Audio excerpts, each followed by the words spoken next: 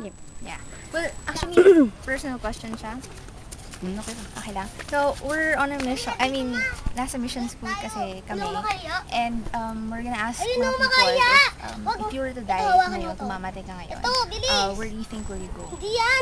Sa heaven ka ba or sa hell? Oh, galing! Hindi natin matitiyak yun. Mhm. Kung kung saan tayo mapupunta. Dahil ang paghuhusga ay nasa itaas na yun. Right. Hindi po ba kayo nakabahan na parang hindi ako sigurado saan ako mapunta? Pababa doon? Hindi ba importante? Lahat naman ng tao, nag-iisip rin. Oo. Hindi nga, ano yung nakikita Tapos nyo doon? nag-iisip din kung anong kahinatnan balang araw. Mhm. Kaso nga lang, hindi natin hawak yung buhay natin, kundi hiram din natin to. Ngayon, Makahiya, oh! alang-alang sa pagiging pananampalataya, kailangan din natin sundin kung ano yung Isa na lang. kinaloloob ng banal na aklat. Yeah, so ibig sabihin, binabasa niyo po yung Bible at sinusunod niyo po? Yun ba yung sinasabi yung Bible? Hindi naman SSA. nasusunod din natin yung iba, pero yung iba hindi rin natin nasusunod. Bagamat hindi naman tayo Tama, perfecto. tama. Yeah. Ngayon, Kasi, tapos, so yung 10 Commandments yun po, di ba? So hindi natin nasusunod, hindi ka pwede magsinungaling, gano'n, magpatay ng tao, gano'n. Hindi naman kayo nagpatay ng tao, di ba? hindi. Ay, okay. Yung pagsisinungaling, ang alam ko ano yan eh,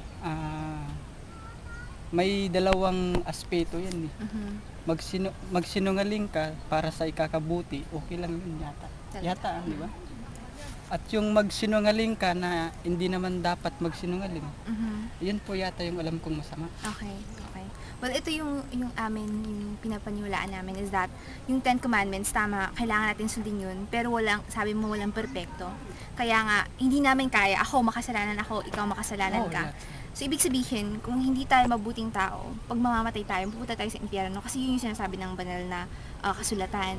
Pero, ito yung magandang balita. Lahat tayo pupunta ng impyerno, except sa mga taong naniniwala kay Jesucristo.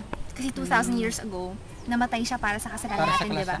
Lahat ng kasalanan ng tao na ipon sa kanya, at siya yung naging kaparusahan. Siya yung kabayaran. So, in short, hindi natin kailangan magtrabaho para sa ating kaligtasan, kundi maniwala lang tayo kay Jesucristo, ibigay natin yung puso natin sa Kanya, ibigay natin yung buhay natin sa Kanya, at saka magbasa tayo ng Bible para malaman natin kung paano mabuhay. Ganun. So, ayun po. So, gusto namin i-share na hindi po siya about relihiyon, hindi po siya about sa pag-convert.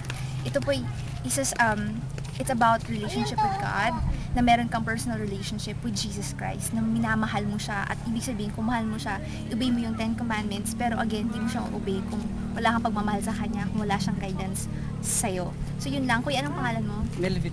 Kuya Melvin, gusto lang namin malaman mo na si Jesus namatay siya para sa'yo, Melvin. Iniisip ka niya nung namatay siya sa krus. At ang kailangan mo lang gawin para maging sigurado ka, hindi ka na nagda-doubt sa salvation mo, is paniwalaan mo si Jesus Christ na namatay siya. Talikuran mo lahat ng kasalanan mo, kahit lies, white lies, anong klaseng lies, kasi lies pa rin yun.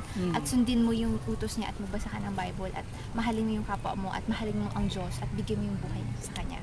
So yun lang. Thank you, Kuya Melvin. God bless you. God bless you sa trabaho mo dito. Thank you, Kuya Melvin. Okay ka lang ba? Okay, sige. God bless you. Bye-bye.